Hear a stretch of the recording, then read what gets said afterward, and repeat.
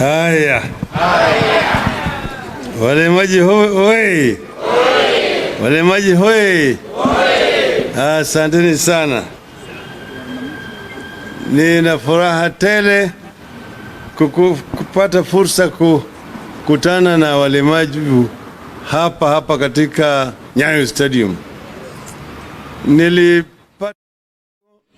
Nikasema tulikuwa tunafutafutana.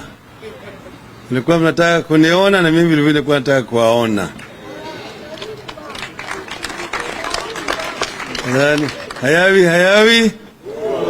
Hayawi. Sasa leo tumekutana. Sasa niko na maneno nataka kusema kwa jumla ili watu wengine vile wasikie. Sababu baadaye mimi nitakuja kumaliza na mambo mengine. Sawa?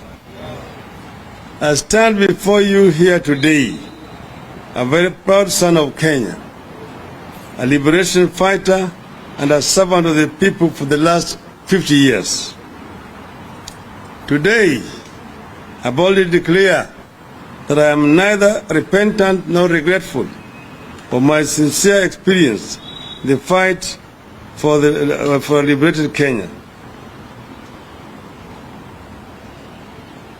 Sorry. This is not what I'm supposed to talk to you about.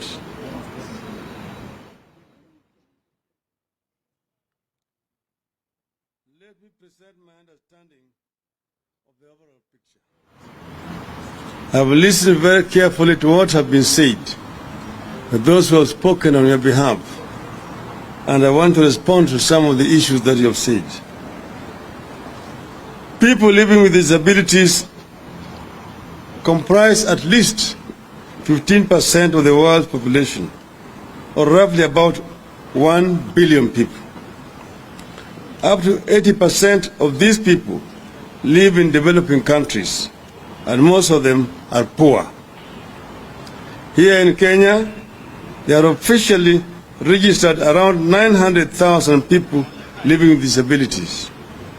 Currently, only 47,000 of them receive support from the state in the form of cash transfer. The rest are on their own. These statistics alone tell us that we cannot ignore the people living with disabilities. I am aware that while people with disabilities may largely be left on their own, their plight comes with a huge cost for the country.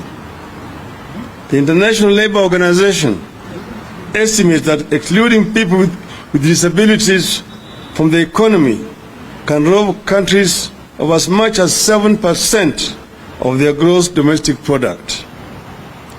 I am aware that as things stand today, you face discrimination and exclusion on a daily basis. You face pervasive exclusion from development programs and funds. You are discriminated from nearly all areas of economic, political, social, civil, and cultural life, employment, education, and healthcare.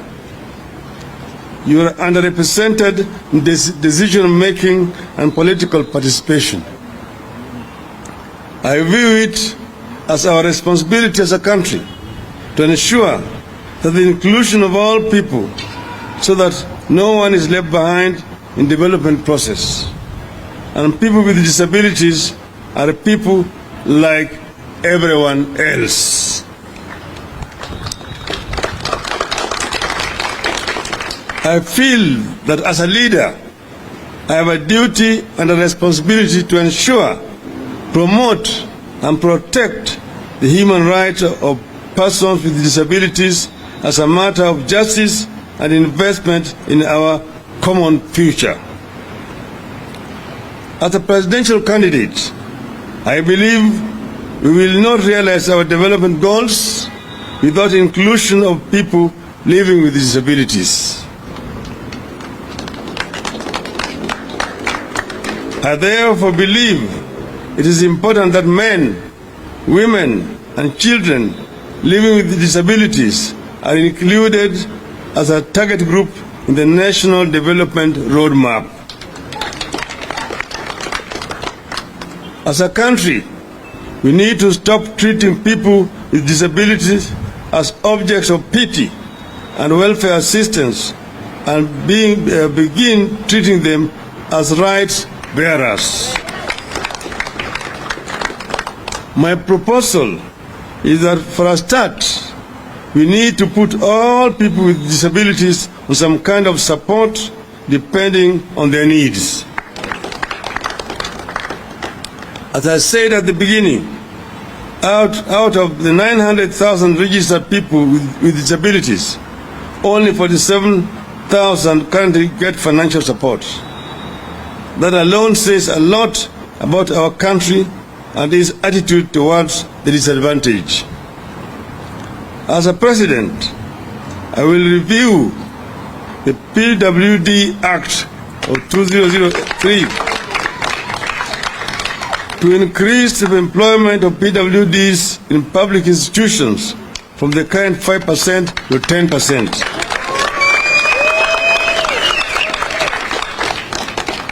President Raila Odinga will push the government to offer free education to all PWDs in public schools, colleges, and universities. President Raila Odinga will push for a permanent tax and pay exemption to all PWDs in employment instead of the current exemption, which is done every 3 years. President Raila Odinga will increase access of PWDs to government procurement opportunities, AGPO. I will amend the PWD Act 2003 to give all PWDs an opportunity to enjoy economic rights enshrined in the Constitution. I will enhance Disability Fund to give all PWDs effective social protection. I will split it into two, giving those who can do business capital to do so, and giving safety net to those who are completely unable to engage in any form of business or activities. I will strengthen all institutions offering support to PWDs, such as Kenya Institute of Special Education, KISE, and the National Council for Persons with Disability, among others. I will ensure inclusion of PWDs in boards, committees, and councils in all public institutions, such as schools, universities, colleges, parastatals, and other government agencies. I will zero rate assistive devices that are used by PWDs to enhance and support their mobility, sight, performance, activities, recreation, and full enjoyment of life. The biggest challenge that people living with disabilities face is stigma and discrimination, which is not only the result in exclusion, but also violence and psychological problems. I will invest in public awareness and the creation of a tolerant society that respects people with disabilities. As President, I will instigate reforms that will ensure anti-discrimination protections and obligations to provide reasonable accommodations, access, employment, and social supports. As a forward-looking leader, I will want to give this country a comprehensive plan for lifelong care for people with disabilities. This will provide the basis to improve health, rehabilitation, and creation of equal opportunities for social protection for persons with disabilities. I will particularly ensure we develop a master plan for intellectual disabilities for intellectual disabilities and autism spectrum disorder, because these disabilities require specialized social support, and they start early in children's lives and continue as they grow. If parents of disabled children are to exclusively assume all responsibility for child rearing, as is the case today, they will be forced into a state of poverty. Such parents are not able to maintain stable jobs. They are perpetually restless due to the inability to escape from their lifelong duties. You have seen or read about extreme circumstances where parents are driven to murder their own disabled children and to commit suicide themselves. These parents, as well as their disabled children, require our support before the extremes happen. As President, I will implement a plan that will help the country provide health, medical, rehabilitative, special education, and special welfare services according to the needs of the affected individuals. My plan will also aim to reduce parental pressure and promote targeted social interventions and promote self-reliance of persons with disabilities. I appeal for your support so that together we can realize these goals. Nimesema? Nimesema sijasema? Nimesema sijasema? Nimesema ya kwamba disability is not inability. And the people who are disabled have a very important role to play in our society.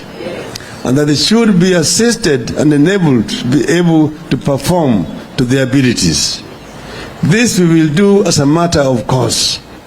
We will work together with the people with disabilities, because there is a big potential, and we are determined to ensure that each and every Kenyan is given an opportunity to make a contribution to the development of our country.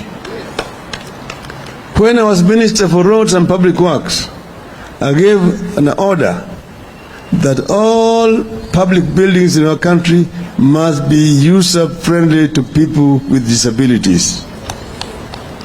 And that's why you will see we started putting ramps in some of those public buildings. And the new ones which are being constructed must be totally user-friendly, so that you can be able, even if you're disabled, to go to any part of those buildings without much support generally. We will work to include people with disabilities in the society, so that there's no stigma, there's no discrimination. And we start now.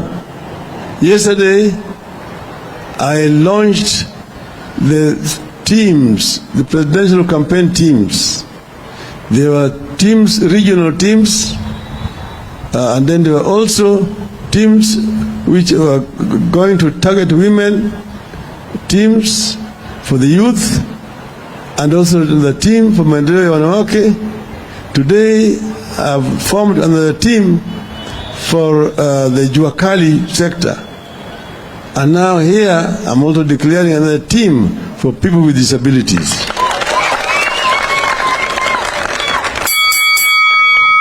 So we will consider a team for people with disabilities, which will go around the country with us as we move and try to talk to the people of Kenya. What we are going through is a liberation of our country, a beginning of the third and final liberation of our country, Kenya. Tutatembea pamoja na walemavu. Walemavu hoye! Walemavu hoye! Azimio hoye! Azimio! Azimio! Azimio! Azimio! Asante sana. Asante sana.